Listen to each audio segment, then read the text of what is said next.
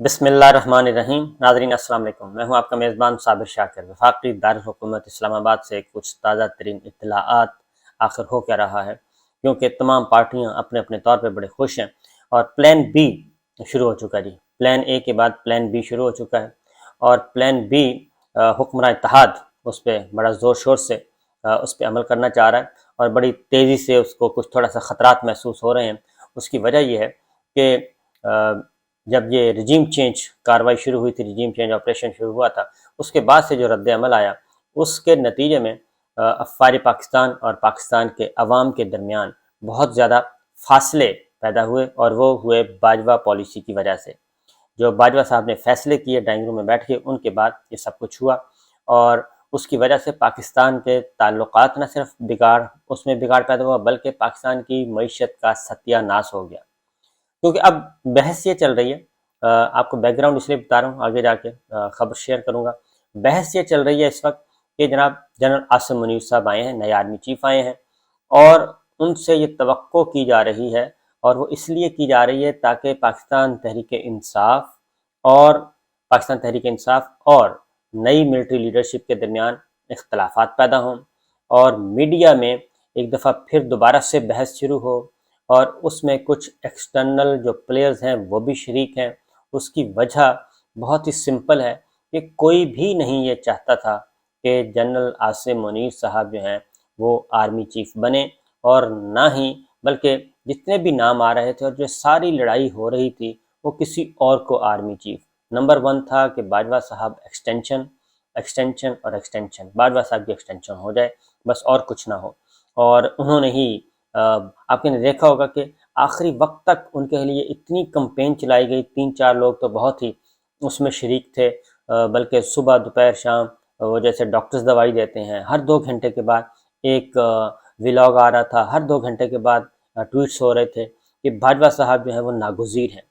اور دوسری اس کے بعد پھر کیا ہو رہا تھا، اس کے بعد پھر یہ تھا، تاثر دیا جا رہا تھا کہ اگر باجوہ صاحب کو ایکسٹینشن نہ دی گئی تو نئے آرمی چیف کے لیے پھڈا ہو جائے گا، مسلم لیگ نواز، پیپلز پارٹی اور پاکستان تحریک انصاف آپس میں ٹکرا جائیں گے، اور جو نئے آرمی چیف آئیں گے وہ بہت متنازع ہوں گے۔ اس لیے یہ بہت مشکل ہے، اندر سے ہی کوئی نہ کوئی کو ہو جائے گا، اور سوال ہی پیدا نہیں ہوتا کہ اس کو قبول کر لیں اور اس کو قبول کر لیں۔ ایسا کیوس پیدا کیا ہوا تھا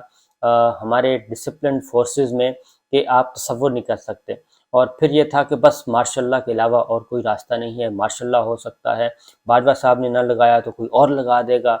اور اس پہ پھونک پھونک کے قدم رکھنے کی ضرورت ہے۔ یعنی ایسے جیسے کہ پاکستان ایک بنانا ریپبلک ہے اور پاکستان میں کوئی قانون نہیں ہے، پاکستان کی ڈسپلن فورسز جو ہیں وہ ان میں کوئی ڈسپلن نہیں ہے۔ یہ ساری باتیں ہو رہی تھیں، اور یہ سازشوں کے تانے بانے جو ہیں وہ صرف ایک شخص کے گرد گھوم رہے تھے جو کہ جا چکا ہے، اور اس لیے اپنے آپ کو ناگزیر کرنے کے لیے سب کچھ کیا جا رہا تھا۔ اور اب کیا ہو رہا ہے؟ اب ایک تو کل ایک تصویر جاری کی گئی، اور پرائیویٹلی یہاں کے باجوہ صاحب راول پنڈی اسٹیڈیم پہنچ گئے کرکٹ کا میچ دیکھنے کے لیے، اور پھر ایک تصویر 4-5-7 لوگ کھڑے ہیں، ایک تصویر جاری کروا دی گئی، اور ان میں سے بہت زیادہ لوگ کمانڈوز تھے جو، اور کوئی بھی نہیں تھا۔ پھر ٹویٹس کے ذریعے 1-2 تصویریں ٹویٹس کی گئیں، ایک تصویر ٹویٹس کی گئی کہ وہ میچ دیکھ رہے ہیں۔ بعد میں پتہ چلا کہ نہیں جناب، یہ تو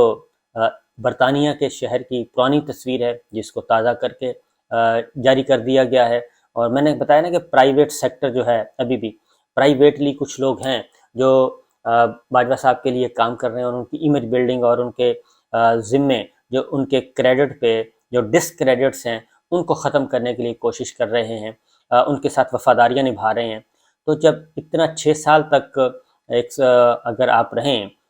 ایک اہم عہدے پر، اور اس کے بعد پھر نئے آنے والے سے توقع کریں کہ وہ پلک جھپکنے سے پہلے ہی ساری چیزیں ٹھیک کر دیں گے، اور اب یہ نا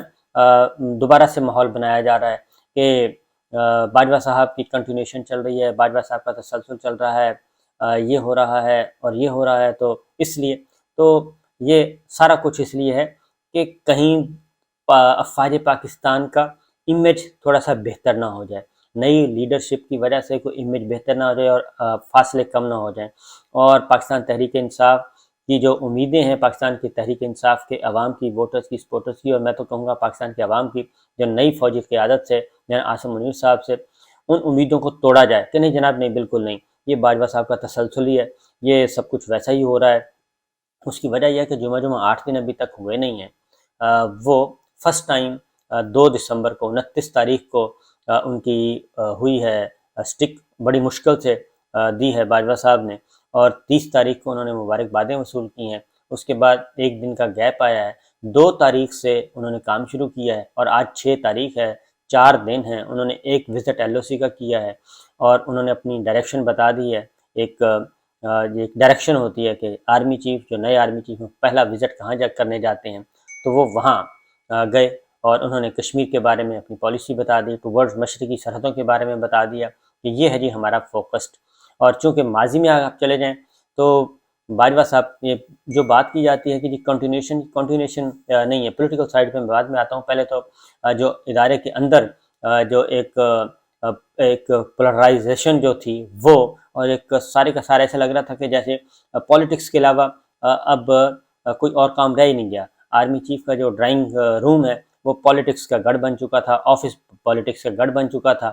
اور وہاں پہ دفاعی امور تو کم ہی ڈسکس ہوتے تھے، اور 2 کور کمانڈرز کانفرنس ہوئیں جس میں پولیٹیکل ایجنڈا تھا سارے کا سارا۔ 2 کور کمانڈرز کانفرنس جو آخری ہوئی ہیں اس میں صرف پولیٹیکل ایجنڈا تھا، اور اس کے علاوہ کچھ نہیں تھا۔ ہمارے دفاعی معاملات تو دور دور تک ہمیں نظر نہیں آ رہے تھے، جو فوجی معاملہ ڈسکس ہوئے ہیں، دفاعی معاملہ ڈسکس ہوئے ہیں، ویسٹرن بارڈر پہ کیا ہو رہا ہے، ہماری پاک افغان باڑ جو لگائی تھی ہم نے سرحد پہ، اس کا کیا کیا جا رہا ہے۔ جو طالبان ہیں، کالعدم تحریک طالبان، وہ دوبارہ سے سر اٹھا رہے ہیں، اور باڑ توڑی جا رہی ہے، سوراخ کیے جا رہے ہیں، ان کو اکھاڑا جا رہا ہے، اور کالعدم تحریک طالبان کے لوگ جو ہیں وہ خیبر پختونخوا میں دوبارہ سے آ رہے ہیں۔ افغان طالبان، جو کابل حکومت تھی، جو کہ پاکستان کی مرہون منت جس کو ہونا چاہیے تھا، انہوں نے سر اٹھانے شروع کر دیے، اور یہ ہوا کہ ہمارے سفارت خانے پہ ہمارے ایمبیسڈر، ہیڈ آف مشن کو قتل کرنے کی سازش کی گئی، کوشش کی گئی، سازش نہیں بلکہ کوشش کی گئی۔ تو یہ ساری چیزیں جو ہیں اندر تو ہمیں الجھا کے رکھا ہوا تھا، اور ہماری جو سینئر لیڈرشپ ہے وہ کیا کر رہی تھی، وہ آرمی چیف بننے کے لیے لابنگ کر رہی تھی کہ میں نے آرمی چیف بننا ہے اور میں نے بننا ہے، اور یہ سارا کچھ ہو رہا تھا، اور سینیورٹی کو دیکھا نہیں جا رہا تھا۔ تو جنرل عاصم منیر صاحب کا تو نام دور دور تک کہیں نہیں تھا، کہ کسی کو توقع ہی نہیں تھی، نہ انٹرنل نہ ایکسٹرنل، کہ جی جنرل عاصم منیر صاحب بن جائیں گے۔ ان کا تو وہ 2 دن کا جو تنازع ہے اس کو اتنا ہوا دیا گیا کہ 2 دن پہلے ہو رہا ہے اور 2 دن بعد میں ہو رہا ہے، یہ کیا ہوگا وہ کیا ہوگا۔ ان کو تو سمری، جو پہلی سمری آئی، ان کا نام اس میں نہیں تھا پہلی سمری میں، اور وہ تو جب ایگزیکٹو آرڈر، چیف ایگزیکٹو نے جب ایک لیٹر لکھا اور جی ایچ کیو کو، اور اس کا مطلب یہی تھا کہ آپ اس حکم کو اوبے کریں ورنہ پھر آپ کو سیک کر دیا جائے گا۔ تو معاملات تو یہ ہو گئے ہیں۔ تو اس طرح اور پھر جو کچھ آ رہا ہے اس وقت، پولیٹیکل پلیئرز بتا رہے ہیں، یہ ساری چیزیں جو بتا رہے ہیں کہ جناب باجوہ صاحب جو ہیں وہ اس ساری چیزوں کو براہ راست مینیج کر رہے تھے، اور جس طریقے سے کاف لیگ کی لیڈرشپ نے ساری باتیں کھول کر بیان کر دی ہیں، مونس علائی نے، چودھری پرویز الہی صاحب نے ساری باتیں کھول کے بیان کر دی ہیں۔ چودھری شجاعت صاحب اپنی جگہ پہ مطمئن تھے کہ جی ہمیں تو باجوہ صاحب نے کہا ہے کہ ہم پی ڈی ایم کا ساتھ دیں، اور اس لیے چودھری شجاعت صاحب پارٹی ہیڈ تھے، وہ اس میں خوش تھے کہ نہیں اصل گیم تو یہ ہے۔ چودھری پرویز الہی صاحب کو باجوہ صاحب کہہ رہے تھے کہ نہیں آپ نے عمران خان کا ساتھ دینا ہے، آپ تحریک انصاف کی طرف جائیں۔ تو اس طریقے سے تو مائکرو مینیج ہو رہا تھا، اور وہاں پہ کیا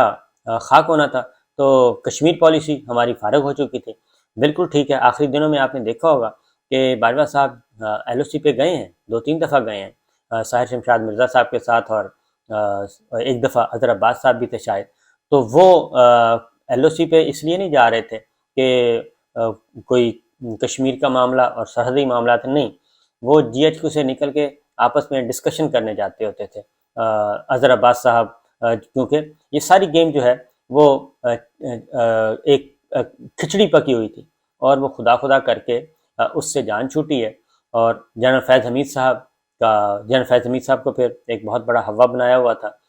کہ یہ سارا کچھ ہو رہا ہے، اور ان کو بھی فٹ بال کی طرح رول کیا جا رہا تھا، جبکہ معاملات کچھ اور تھے۔ تو یہ سارے چیزیں جو ہیں یہ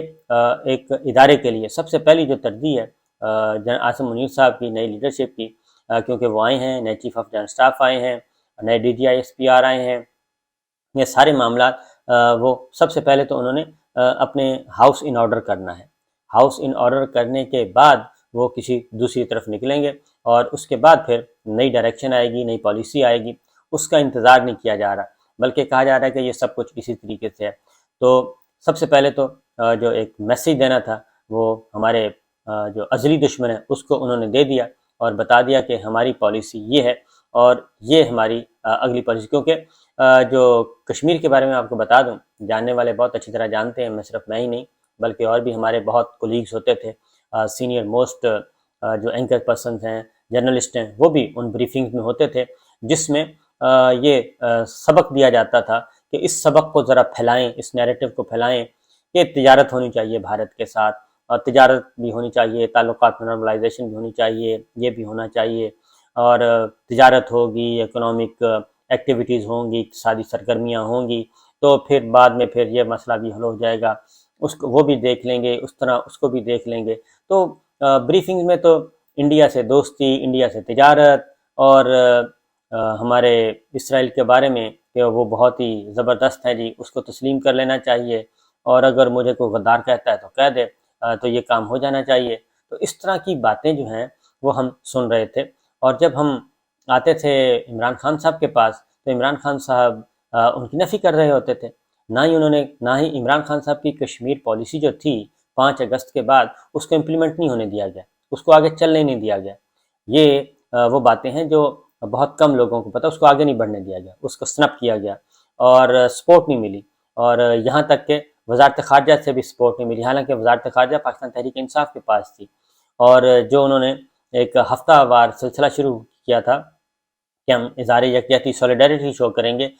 وہ کمپین کو بھی سنپ کیا گیا تھا۔ تو یہ سارا کچھ کون کر رہا تھا؟ تو یہ سارے وہ معاملات ہیں جو کہ